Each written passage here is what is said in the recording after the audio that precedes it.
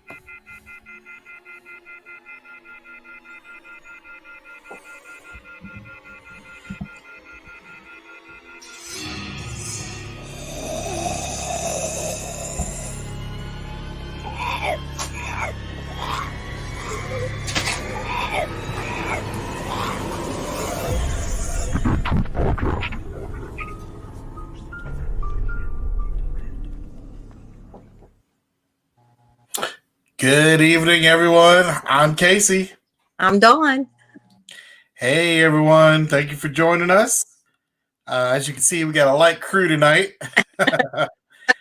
Jimmy, unfortunately, is out sick, so thoughts and prayers are with him. Hope you feel better, bud. And Steven is out tonight. His high school coach passed away, and so the funeral was tonight. And so I hope all goes well with that, and I just hope they celebrate that coach's life. I know they got a bunch of old teammates are getting together to celebrate his life, so our thoughts and prayers are with Steven and coach as well.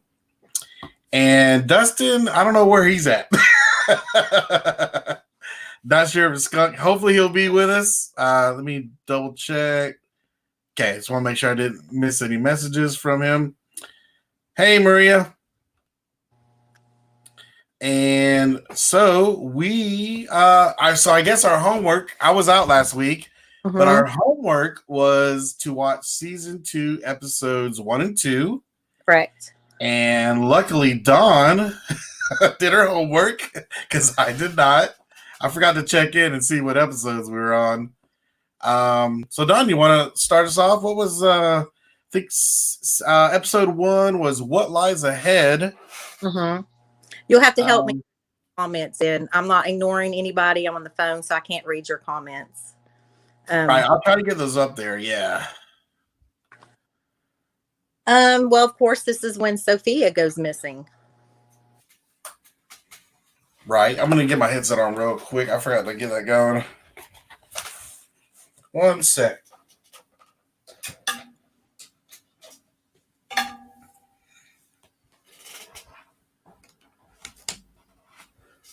There we go. Can you hear me? Yeah. All right, cool. Yeah, Sophia goes missing. The herd goes through. They had their first herd. Yep. I know you were saying. What were you saying about that? Who used that term first? When I watched it again, it was the first time I noticed that Andrea talked about and said it was a herd that went through, and I was like, "Oh my gosh, was she the first person that pegged the herd?" And then Shane was like, "A herd," and he was like, "Yeah, it was a herd," And I'm like, "There's where the word came from." Yeah, that's pretty cool. Now, yeah, it shows that they actually confirmed it, so that is cool. Yeah. Andrea actually did something. My favorites, Casey. I know. I was just playing. Well, I will tell you this. When I watched it again, it was like you miss the intensity and the suspense. Like it felt like a horror movie. Mm-hmm. And like now when you watch the show, you don't feel that. Like that's a different, you were more like, oh my God. You knew then that you were invested in those characters because you were like, oh my gosh, I don't want someone to get attacked by a walker and get killed, especially when the tense scene where Andrea was in the RV. Right. Yeah. Right. Yeah, you're right. Because I remember, because I think basically that whole season takes place on the farm, and I do remember like the first time I watched it, I was like, man, we have been here a long time. Right. But you're right. As 10 years later, right? Kind of things do feel kind of rushed, especially this little 5 COVID episodes, if you will. So yeah, you're right. It is it makes you appreciate that. Yeah, the old, when in the early beginnings, yeah, it may have seemed long at the time, but there was a lot more storytelling, a lot more fleshing out the characters. So yeah, that's cool. I'm glad you brought that up. A lot more dialogue between the characters that you really didn't pay attention to when you first watched it. Right. And you didn't know the significance of it until, 10 years later. Right, right. Hey, Jimmy, hope you're feeling better, bud. He's watching us online.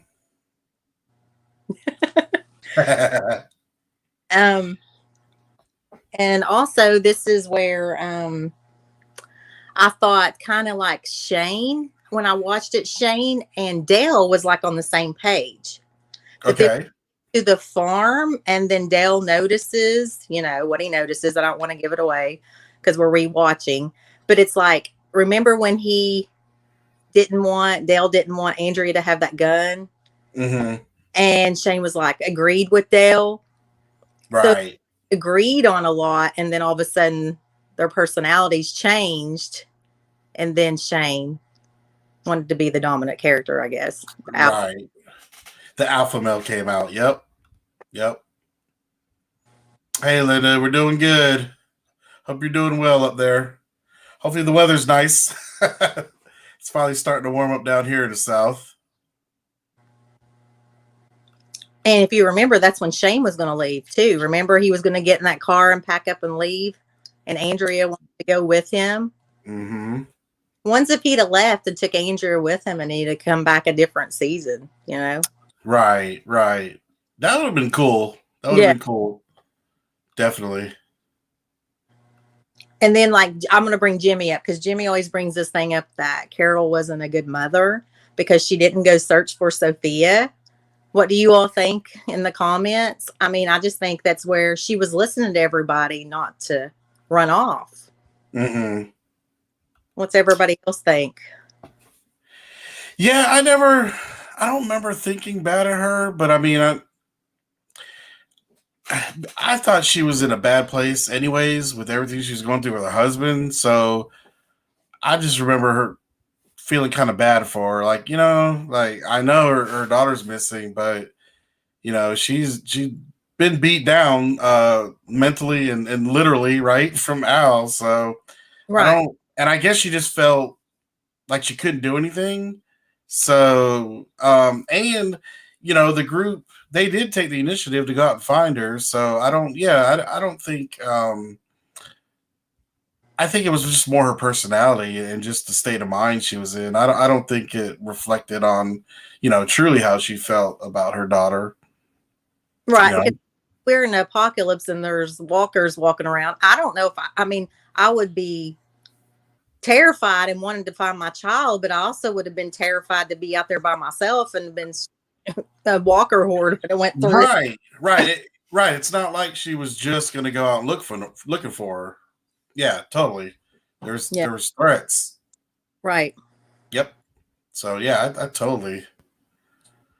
And this is also where episode we got to see kind of like Daryl and Rick being a duo team when they went to search for Sophia. Mm-hmm. And had to cut open the walker and actually, yeah, that was scary. They're looking to see, yeah. that was pretty intense, man. That's I think of like a Jaws, right? Cutting open a shark to see if they ate somebody they know, and yeah, that's a bad way to find out. But I mean, I guess you got to do what you got to do. But yeah, I was scared. You didn't want to see her shirt or something recognizable. A tooth. Right. Aunt Maria says Daryl and Rick's bonding started there. Yeah. And, totally agree with that. Yeah, totally. Well, that's because Daryl stepped up and said, "Let me do it." He didn't make it. Yeah. Right. And it kind of shows, and it's kind of like how he was right now with Rick went missing. Mm-hmm. Right. That was kind of his duty. So it's kind of cool to see that 10 years later, right? Mm-hmm. That is cool. Yeah. Who is on? Is that Chris? I see Chris is. Chris is talking some noise. Hey, Chris. Hey, we're promoting those photo ops. Yes. Yes. Yeah, we'll definitely bring that up after the episode recap. Abraham's Army's got some cool things down there, so we want to give a shout out to him and the shop. And then, of course, we all know what happens toward the end of the episode. Mm-hmm. That's when Carl gets shot. Oh, is it that at the end of season? Oh, yeah. Yeah, because Rick's. Because the deer, right? Yes. That's right. That's right. Okay, I was thinking it happened at the end of episode 6, but you're right. Ooh, the deer and the shot. Is that when Rick, does he have him and he's running through the field with him? Yeah. Or is that the next episode? Okay. That ends right then, and then bloodletting, and that's him running. Yeah. Okay. Yeah. All right. Well, that's a perfect segue into bloodletting. Because I felt that as a parent. Mm-hmm. Man, I just can't even imagine what he was going through. It's not like he could call 911. Yeah, so he did what he had to do, and just to be able to run, and I just can't even imagine what was going through his head, just the exhaustion he was going through. But luckily adrenaline kicked in, and he was able to carry him. Because he was running up and down hills, and that house was out there. That's a big piece of land that house is on. So, man, that was crazy how it went peaceful. They're enjoying looking at a deer in the moment, then chaos. I know. And that's in the comic. And I remember, that was a nice moment from the comment, to see on screen. That was pretty cool. Nice. But that's when we first meet Herschel and everybody there at the farm. So, like I said, season 2 is my favorite. So, right. But at the beginning of that season, they do a flashback.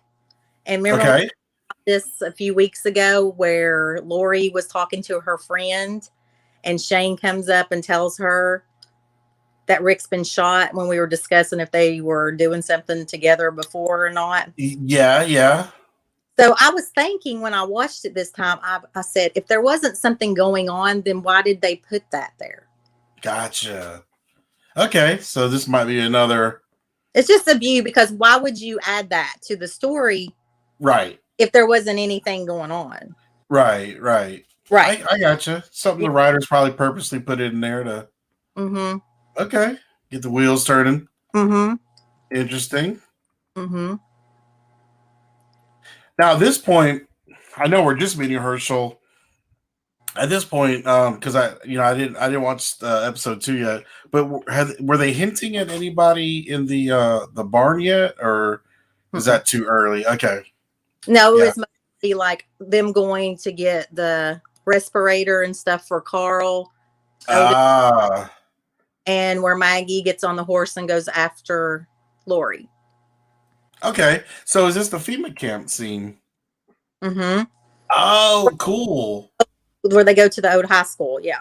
Yep. Okay, and that's the high school that was recently. Mm-hmm. That was Newman High, and that's the high school. Yeah, that was recently damaged. With the tornado. Yeah, crazy. And it was so crazy because when I was watching that, and Shane was like behind this cop car because they were getting the flares out of the front. Mm-hmm. You could see the school, but behind them you could see houses, and I was wondering if those houses are still there or are they gone.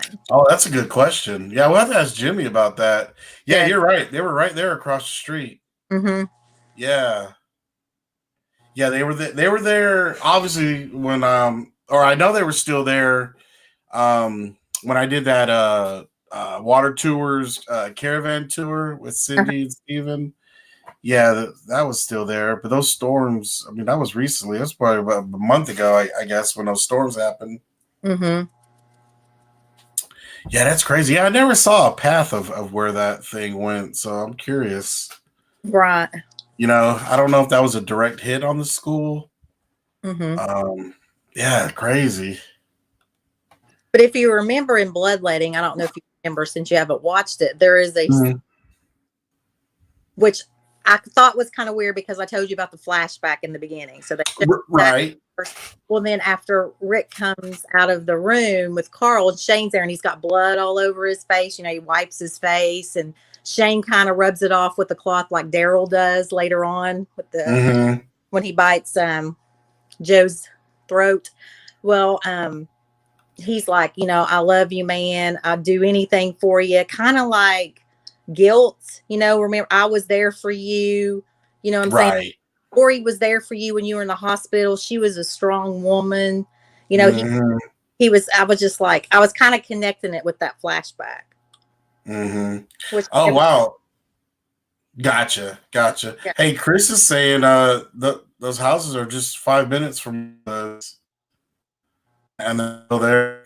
That's good. That's good for those families. Yes. Um. So is bloodletting? Is this the one where it ends where he's Shane's shaving? Is that what you're talking about? When he's Oh, there's still, it goes into another. okay. Okay. Yeah. It just Kill. shows layers. And then what it is, how it ends. Remember, Shane and Otis are in this fence thing, and the fence looks like it's going to break or whatever because all these walkers Mm-hmm. toward them. And that's Okay. So they're I noticed is the walkers were a lot smarter then. right. And we touched on that on a little bit with season one. How Mm-hmm. like some of the walker or were using rocks to break the windows. Yeah. So yeah, I don't know what everybody thinks about that in the comments and everybody listening. But I don't know if I wonder if it's because it kind of just happened. So, people still had, kind of like Morgan's wife, right? How she kept coming to the door. I'm So trying it's to. almost like, yeah. So it's almost like it was so new. Um, People still have their instincts or whatever, their little, which is kind of weird. It would have been cool if they would have touched on that.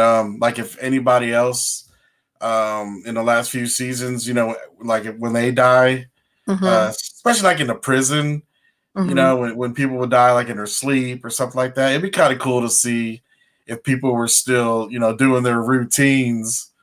I kind of wish they would have touched on that. Well, and then when you remember in the first one, when she's in the RV, Andrea, the walker's kind of sniffing around, like Yeah, yeah, you're right. You're right. and like he's listening, like she drops her gun and he hears it, and like he goes back, like he hears that little noise. And Gotcha. yeah, and I thought it was weird too because Andrea is screaming, and I'm like, the herd didn't hear her. Right, right. All right, hey, we got Dustin with us. Let me go ahead and get him in here. Yeah, Hey, Dustin. Sorry Oh, about man. that, bud. Dustin. Oh, no, it's good, man. I just been sitting here for like 12 minutes listening to you two operate and just Or like somebody say because I caught myself once or twice like talking to myself basically. I was like, oh yeah, and I was like, wait a minute, they can't hear me yet. Yeah, man, I'm glad you picked me because I had too many screens going on. No, good. I feel bad. I feel like I'm interrupting them. Like this is No. We're just chit chatting about season 2. I was talking to the dog and she wasn't answering me back. Right. You're kind of a boring co-host here. Right. Yeah, when the dog does answer, that's when you need to go see somebody. Probably so. As tired as I am, he probably will or has, and I just don't know it. So, but no, season 2. I mean, just a second, what you guys were saying. Yeah. Season 2, one of my most favorite seasons. Me too. It is really, to me, it kind of gets into the real apocalyptic part of the show. Mm-hmm. It takes into away from the backstory and some of the filler and gets you into now you're having to survive because you're merging with other people. Okay. Right. And a lot of key things that jump out there. And if you don't mind, I'll hit on a couple of points since I was absent there for a few minutes. But if you go back to season 2, episode 1, I got a sheet here and look at my notes. The one thing, and this has stood out in my mind forever about Rick Grimes, even if Rick Grimes is not your favorite character, nobody can ever refute that he's the hero of the show. Mm-hmm.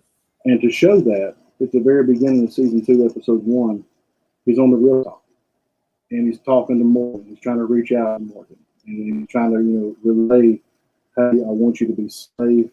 Don't go to the city. And that just, to me, that says a lot of things about his character. And I guess I like the crazy Rick, the bites out the guy's jugular and everything. Right. I love Rick. But, more or less speaking, for me thinking I'm a guy in the apocalypse, I've got my wife back, I've got my son back, I've accomplished my goal. But I'm going to take time to go on this rooftop. Now, after we've left, CDC, I'm going to go on this rooftop and I'm going to try to, I'm going to try to basically reach out to this stranger, just because he done something for me. And that just says a lot to me. And, when you get into situations like this in the apocalypse, you don't know where people's loyalty lies, because essentially everybody's out for themselves and their family. So I think that says a lot and kind of sets a tone that I'm glad the writers, even though, it changed from Glenn Mazzara, but the first writer, Frank Darabont, even though it kind of changed over there, I'm glad they were able to keep that similarity. That's what really made me connect with Rick, is right there that episode. But yeah, and you guys were hitting on the breakdown and everything with Lori. Guys, the number one rule of thumb there is have extra supplies. Okay, especially if you're going to be displaced. Not everybody's going to carry a radiator hose, but in a situation like that, you got to gather all that you can and look for your resources. So, yeah, and poor Andrea trying to put together that gun. Guys, if the zombies come after us, and you can't put together a gun, I might not let you on the team. Okay, you can be on the team, but you got to learn to put the gun together. If not, just stick. Okay. But bless her heart, it was like trying to play that game as a kid that I was never good at, with the little block, and you had a star and a square and a circle. And always circle, yeah. And I was like, that's what Andrew was doing. No, there's so much in these 2 episodes. Like these, I think back-to-back episodes, these are probably 2 of my most favorite, if not the most favorite, of 2 back-to-back episodes that tie them together. I mean, Thea getting looking into being part of Herschel's family. I mean, it set a tone that for almost 2 years helped out. And I think it was one of the best 2 episodes ever. Right.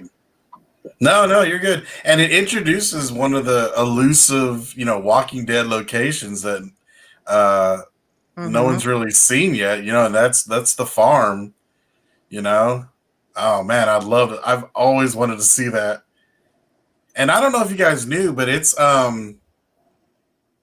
like right behind the studio, actually, or not. I guess it's in front of the studio, considering where it's laid out. I have a picture way, but that's it. Yeah.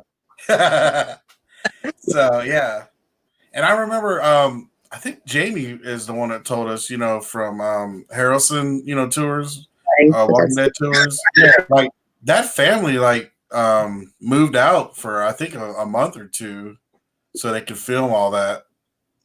Yeah, I'd always heard this rumor too that I think they had to take all the money that they got to build a wall or something like that.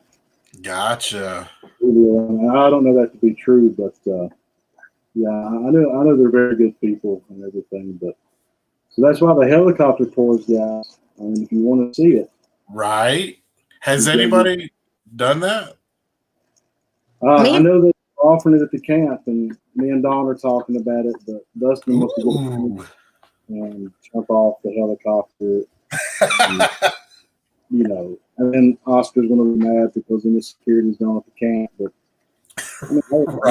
one person made it to the farm. They can be with them for 20 minutes. Yeah, and I'm trying to think. I'm like, how, if I jump out and I parachute down, how long can I run on the property, and how many bullets can I pick up? Right. Tackled or arrested. And after all these years, how deep are those bullets going to be on the ground? Mm-hmm. You know, everybody knows I collect the bullets, but yeah. Right. Yeah, that's 10 years ago or 9 years ago. Mm-hmm. That's crazy. And also watching that episode when Shane gets in that car and he opens the door and turns the radio on and that emergency alert still playing. I think there they were still naive thinking that it was going to be okay. Like, Right. still had hope. Right. Yeah. Yeah, like it was still temporary. It's all going to be normal here. You know? Right, right. It'll blow over. Yes. Oh, man. Comments. And then like Justin said about Rick being a hero, he was the first one that ran after Sophia. Mhm. Yeah. Yep. That's what I love about that man. I mean, you know, I do quit. And fans, don't hate me here. Don't judge me. Y'all know I love Rick Grimes. Okay. I question some of his decisions. It's like sometimes I need him to be hardcore, he was soft. And sometimes I need him to be soft, he was, you know, too hardcore. And so it was like, you know. But all in all, I mean, running after Sophia, the Morgan thing, yeah, just a display of his chivalry. Yeah. Was it Rick that had Sophia and told her to hide? Yes. You know, under those. Okay. Yeah, because he told her to hide under those roots. I remember questioning that. Like, should he have left her? And you know, the thing is too, like, I don't know, but like, I don't get scared by a lot of things. But that one zombie there at the end that was chasing Sophia, you know, I kind of want to meet the actor, but he's just a big guy. That was one zombie that scared me. I was like, wow. Well, that big guy is running, and he has to beat him with a rock and help with the safety. But yeah, but you know, of course, we won't get into anything about her. Right. But we'll save that for next couple. But when Rick comes back and has to tell Carol that they didn't find her, and Yeah. his heart, he just walks away. He's just defeated. Yeah. And that's when too, you know, you can even see right there with Dell, you can even see how he is starting to come out of this persona that I think was, you know, of course we know now he was painted wrong, not that he was stuff, but this tough guy image of him that he had at the beginning was all what I think he had to do to live up to moral standards. And he realized that facade down and turned into a true person, and you saw how big his heart was. Because it's, in today's society, and I don't mean this anyway negative, but it is what it is. But in today's society, it's hard enough to get, you know, people to step up if the dads abandon them with kids and things like that. It's hard enough to get other men to step up and do that. So here's this guy running out in the damn zombie apocalypse, looking for a little girl that's not his, for a woman that he's kind of barely known, you know. Right, right. Kind of that whole hero thing, because in situations like that, if you don't have a hero step up, the whole group's going to fall apart and not make it. Right. My favorite of that episode. And also the battle of the alpha male characters with Shane and Rick, when Rick wanted to go find the church and Shane was like, that ain't the church. There's no steeple there or nothing, but Rick still went on. Mm-hmm. So, and I think me and Casey's talked about this, but I'm going to put both of y'all on the spot again.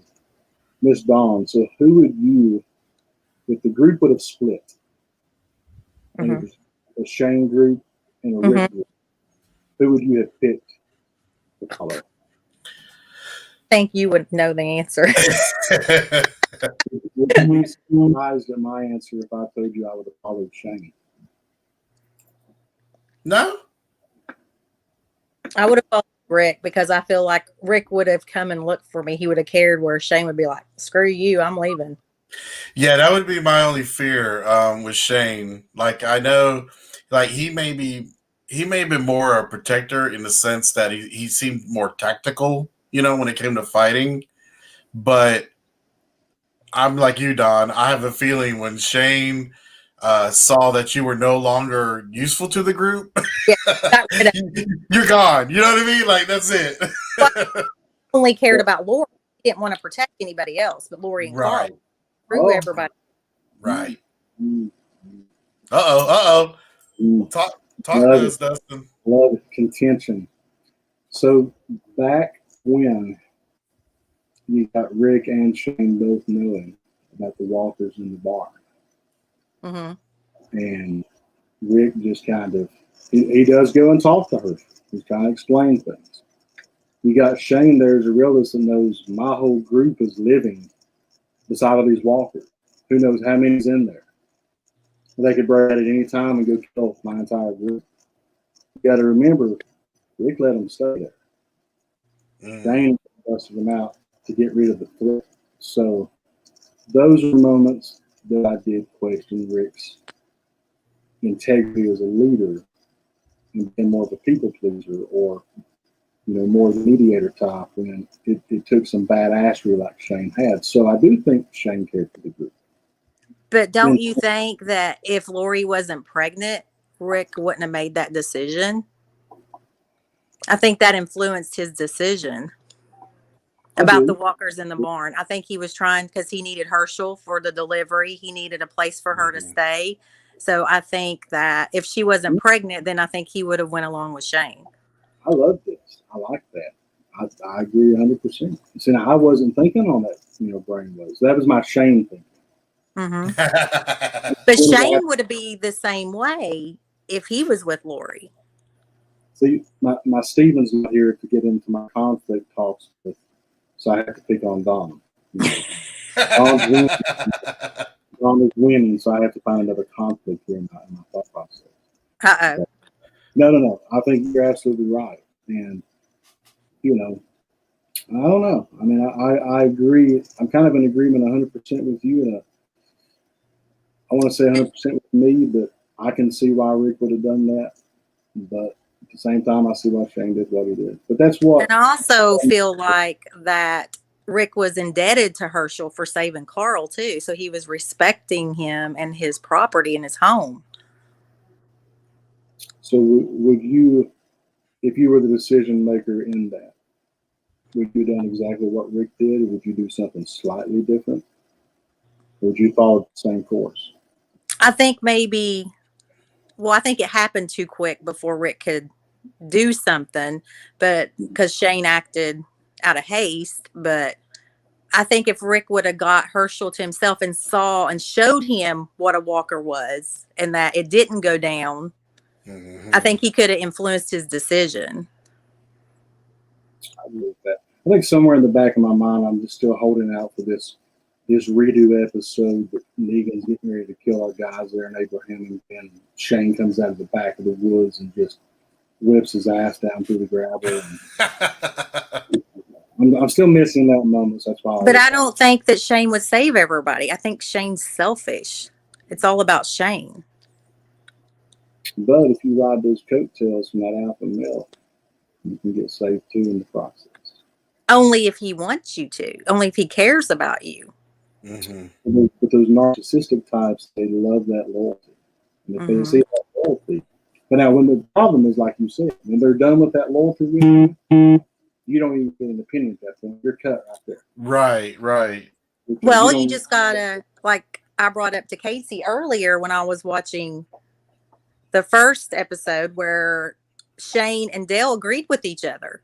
They agreed on all the decisions, and then look how Shane turned on Dale.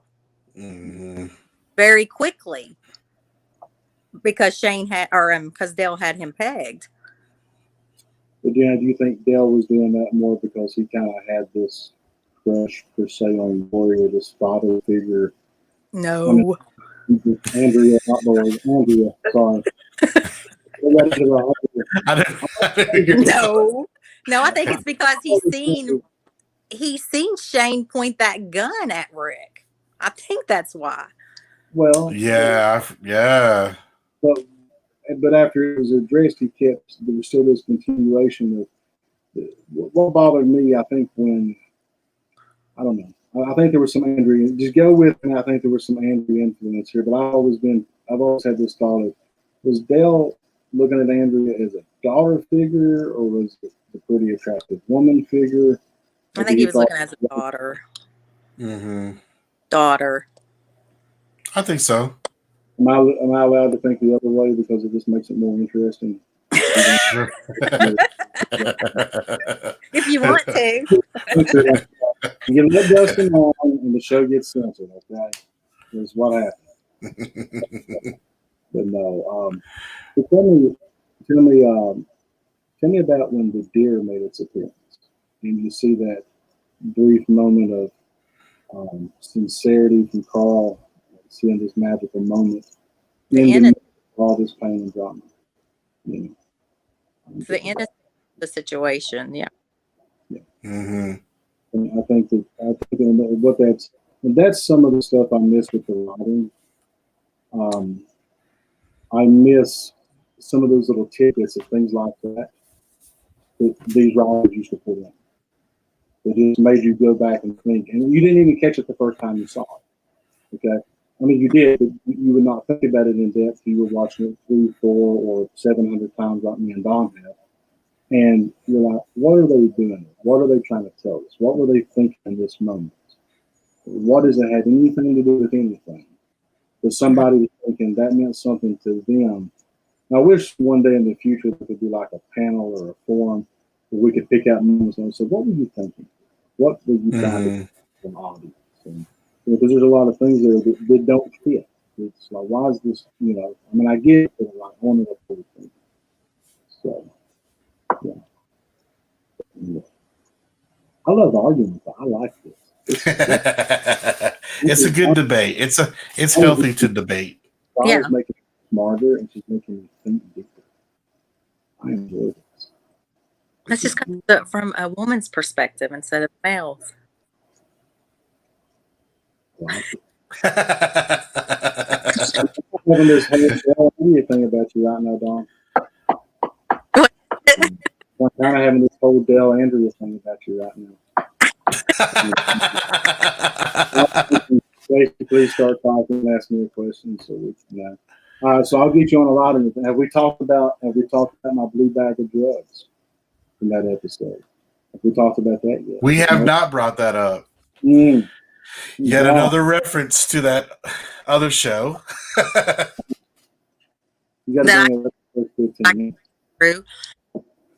I know me and Dom are supposed to have a date and watch that on like Facebook Live or something together, and I couldn't get into it. She tried. She was a soldier. She did. She didn't tell me. She was like, I've watched 3 episodes now, and you've watched 8 minutes of it. So. And I love Jimmy. And Jimmy, I'm sorry you're not here, even though you hadn't run me back and told me why you're not here, but I love you. I still don't. I can't tie this show in with Breaking Bad. I just can't. Where one person put a video on YouTube, and now it's a theory. I just can't do it. I might be wrong. The last episode of the movie or whatever, they come out with this blue bag of dope, and they show the guy from Breaking Bad. I will apologize to everybody, but as of right now, Breaking Bad has nothing to do with The Walking Dead. Amen. I can see that. Yeah, I just think it's cool. I definitely think it's a good conspiracy theory at this point. Jimmy's going to tell you that's right. Jimmy's definitely camp. Yeah, it is. It's fact. So poor Jimmy not here to defend himself. But, right. No, I think it's interesting. And I think it's something too, because if you think about it, how long has Daryl had those drugs on his motorcycle? Right. I'm sitting there thinking, what are you just riding around with that for? Like, are you keeping it? And which says a lot again about his hero character, that he didn't really have a substance problem. Because if I got a substance problem, I'm going through all that stuff. That stuff ain't. It didn't make it the first week. Okay, it was gone. Right. But, maybe he wasn't a loner druggie, but all his friends were gone. He was more. Maybe he was more of a social. You know what I mean? It goes back to one thing too, guys. I like to try to prepare people, because they ask me like, "What do you get out of the walking?" It prepares you for things. It makes you think of stuff. It's like I never thought about antibiotics. Like I don't know why I should have. Okay, because doing security and stuff, private security for the government, they give you things, and it's like I never thought about antibiotics. But guys, overheat, you need your damn antibiotics. Okay, because you're going to get your and your blue bag of meth just to keep getting it. because of your background. So Don's looking at me like, tell him to hush. Yes, you can. I'll let y'all get back on track now. I'm sorry. I want to sit here and behave. Make sure Jimmy turns in a sick note from his mom. We'll make sure, Joe, that he gets a sick note. I like that. We'll mark him absent, unexcused for now. Okay, Dustin, what did you think about the scene when Rick comes out of the room where Carl was and he has blood, when he wipes his face with blood, and Shane coming over and wiping the blood from him? Did that make you think of Daryl? The scene Tell me the last part. when Rick comes out of the room and he wipes his face and he has blood after he carried Carl, and then Shane like wiping his face off. Kind of reminded me of Daryl and Rick after Rick bit Joe's throat. That's very good. Yeah. I do. That's a good reference. That's what I love about you. And we've had these talks before in private. Yeah, that's a good connection. I would have challenged. There was a time I would have told people, if you want to have a deep conversation with me about The Walking Dead, don't do it. Dawn is, I'm here, and then Dawn's like here. Whatever. So she has like this whole, and she makes it's amazing because what the means to her and what it's done. I miss our talks. But, you know, it does, and again, that's those little flashbacks or those little tidbits like the deer. You know, what did they specifically do that in that moment? Mm-hmm. I was thinking. It's like there was some stuff here in The Walking Dead that I saw this week that was similar to The Walking Dead, and I was like, I bet you they're doing that on purpose, or I'm just wanting to connect, making it up. Negan was mentioned, by the way. His name was said. Really? Yeah, she go back and kill him, put a bullet in his head. So, I mean, when they said, I had to watch that like 6 times. I actually, apparently the show didn't record after I hit rewind. And I watched it, then I couldn't go back and watch the show till it aired again. Oh, no. But, no, I do. I think that's a good thing. I think all those years later, after, you know, the gentleman's jugular out, I think that was a good back reference to that. And I think, again, too, I'm going to side with my Shane here for a minute. Shane had humanity. But I think that Shane was always one of these alpha males that just never could turn it off when he needed to. It was almost like a Daryl that couldn't turn it off, but Daryl could. I think that's why he never got close to anybody, why he was always out for himself. He could have fixed it. But in that moment like that, that gave me hope for him. You know, you understand what this person is going through. Because you got to think, too, Shane in that moment's already got Carl as his, you know, hey, this is my new stepson. You know, I'm ready. He's in there wiping, you know, the blood off of Rick. So, because we all know that Shane hated Rick. He didn't want him to come back. You know, well, not that he didn't want him to come back, but when he did, he didn't want him. So, for him to be able to do that, that's kind of like a bow down moment and say, hey, you know, get it, you're going to do it. But, well, when I rewatched that scene after you were talking about Rick on the radio with Morgan, and he walks back and everybody gets in their vehicles, remember how Shane just stares at Rick and gives him that look when he's getting in the car with Lori, and then he turns back and then he just smiles at Rick and Rick smiles. I mean, I think there was something messed up in his head then.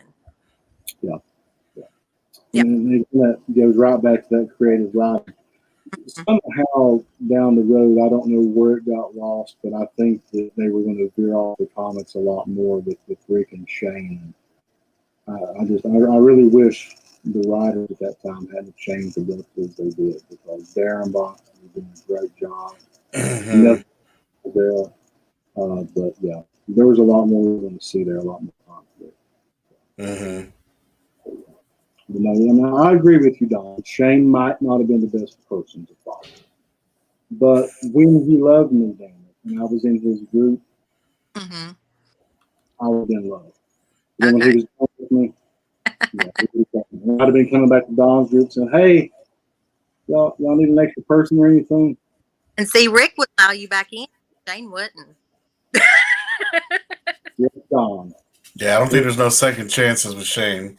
Don's got her fingers crossed under the mic. She's like, you ain't coming to pick the wrong or you done.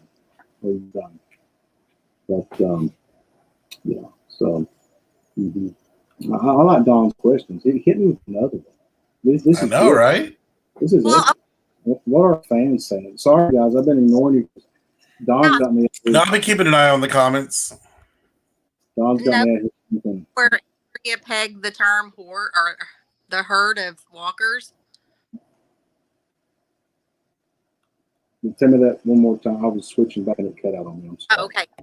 Andrea is talking, and after the herd of walkers goes through, she calls it a herd, and then she says it to Shane, and Shane's like, "Yeah, that was a herd." It's like if she was the first person that pegged that word. Mm-hmm. Mm-hmm. Yeah. Yep. Yeah, good catch. I like that. Well, That's the I seen it. I remembered it. Like I watched it 20 billion times, and that's the first time I caught it. That's what Yeah, no, it makes sense because we really don't see a herd in season 1 until the end.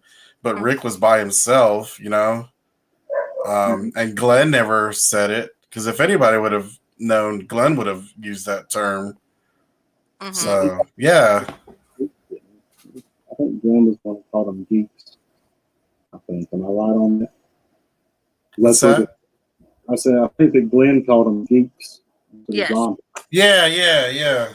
Mm-hmm. Yes, it had to work. This is sad, but I got to throw this out there because our boy Jimmy's not here. Our good friend Travis that plays what I call Screwdriver RV. Screwdriver Walker, yeah. You know, that's Jimmy's good friend. So Jimmy, you're not here to talk about his episode. We're going to have to backtrack next week so you can talk about your boy. Oh, Jimmy. is this the episode? Mm-hmm. It was. Oh, Yeah. Cool. Yeah, that's an iconic Walker. Mm-hmm. Jimmy's been doing all this stuff. And I remember he called me a couple of weeks ago. He's like, "Look what I got!" And he showed me at the phone. I'm like, Yeah. He's like, no. He backs it up. I'm like, oh, okay. He was like the bust of RV Walker, but yeah, it's played by a good guy. Yeah, Travis. Yeah, he played a really cool Walker, and I've seen that Walker like on various ads. I think he had out of a Walking Dead Valentine's card pack. I think he had, you know what I mean? Like his image was used a lot early on. Pretty iconic. I was having this epiphany because I was talking to Jimmy a little bit earlier today. And I told him, I said, Jimmy, I don't know that I can sit and watch 2 episodes and study. I said, I study these things. Like, I've got to sit and look at like every 5 minutes and see what I got out of that 5 minutes. Kind of like Don. Don probably does it every 2 minutes. 5 minutes. I used on my hour. And, but, I was sitting there thinking, would it not be cool?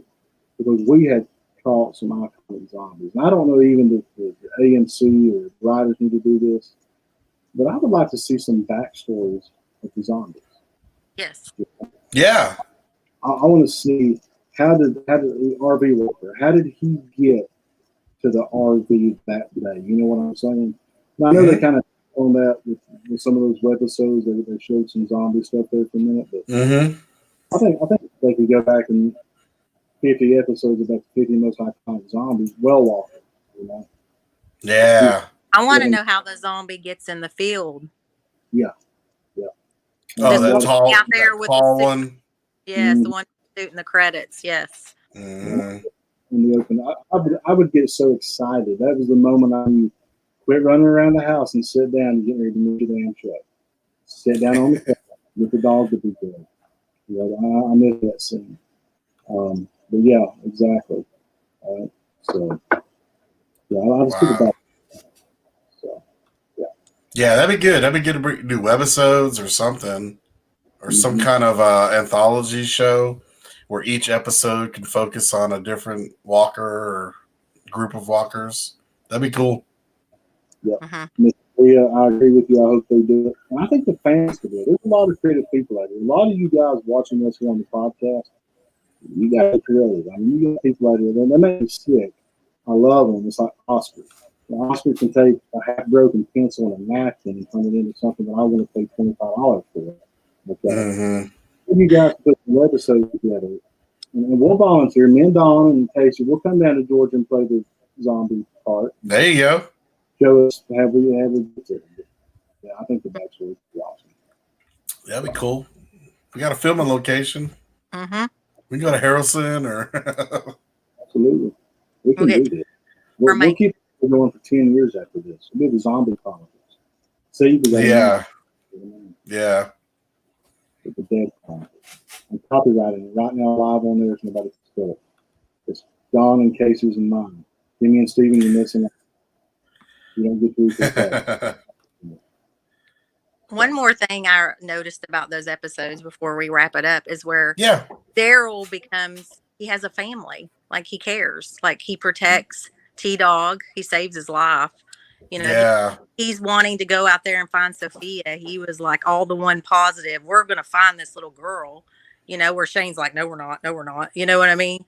So that was him having a family. Mm-hmm. And I think that, you know, and me and Jimmy used to joke in a joking way about, because we would pick on our group of girls that we were friends with, still are friends with, but we would pick on them about how Daryl never got any action per se. And he's in the kitchen with the two gay gentlemen. We're making fun of them because they all have a man crushes on Daryl. But, you know, I think Daryl connected to people that I would call that would be like, he connected so much to people because you got to think about all the abuse he went through. You got to think about, you know, his backstory. You know. Mm-hmm. That's why he did that. I think that probably for the first time in his life, exactly like you said, Don, probably for the first time in his life, he actually belonged. Mm-hmm. Mm-hmm. Yeah. Yeah. That's the way that he does. And those are special types of people. And, you know, I've got a good Right. friend. He has never been that he got welcomed into a group of us, and that guy with anything. You don't have to ask him. He's going to go. If he just hears, you have to be quiet. If he hears you talking about something, but he's going to go do it. You know, a special person. Right. Kind of like I feel like that you guys with family. Right. I know I can be as sexy as Daryl coming to save you all or anything like that. Might not be riding a bike or a motorcycle. I might be on a tricycle. That's okay. That's like funny. A weird version of the guy from Saw with a beard coming to save you all. On his tricycle. We've got a few minutes left. Dustin, not to put you on the spot, but did you have any news or anything that you wanted to bring up? I did. But basically, like I said, guys, in a slow time with certain things going on. Of course, filming going on. But guys, again, we've got the camp coming up very quickly. They keep an eye on a lot of special events. You guys are going to get a lot of one-on-one time with some of the cast if you want it. So please try to do your schedule, try to get down and come meet all those. We're all going to be there. We would love to meet you face to face. Yeah. We're doing some panels, and it's going to be an awesome time. So please get down there. Basically, what I've got this week on the news is more or less some articles and things that I've read. And Scott Gensler has really put an emphasis about this season, and he hit on the Reaper's return, okay, which is good. But he's talking about it being very, very dark. Okay? And I don't trust nothing against Scott Gensler. I've met him. I don't trust sometimes his wording or logic or his promises, but I'm interested to see what he thinks very, very dark is. Mm-hmm. You know, and I read something interesting because I really got fixated on Shane, if you couldn't tell. But did you guys know that Shane actually quit watching the show after his death? Yes, I read that article. And I thought that for whatever reason, I've never known that until I read that. Oh, wow. He does contribute to Walking Dead as the show that helped to take his career. And he still has a lot of love and stuff for it, but he's devastated that he's not there, of course, even though he knew what the role was going to tell when he took it. But I didn't know that. So that's really kind of the only things that jumped out that I would say is news or mention worthy. It's not a lot going on. I keep going to these weird forums that people. I feel like I belong to some groups on the dark web. It's like the dark Walking Dead web. Because here's the and I can't Google or find these groups anywhere unless I click the link and it takes me to these forums. Okay, and we're all in here talking about the Walking Dead. So I can't find them on my own, but if I just click the link, it takes me to it. But anyway, still talking about a lot of delinquent time. And that is huge thing being talked about. And somebody had mentioned, I cannot validate it or prove it is true, but in one of those forums, they were talking about how they were filming a movie in England where he lives, and he's turned down the part for prior obligation. What's noted. So, is that mean like it was Georgia? I sure hope so. So, that's all I got. All right. Earlier, before the show, Dawn and I were talking about Abraham's Army.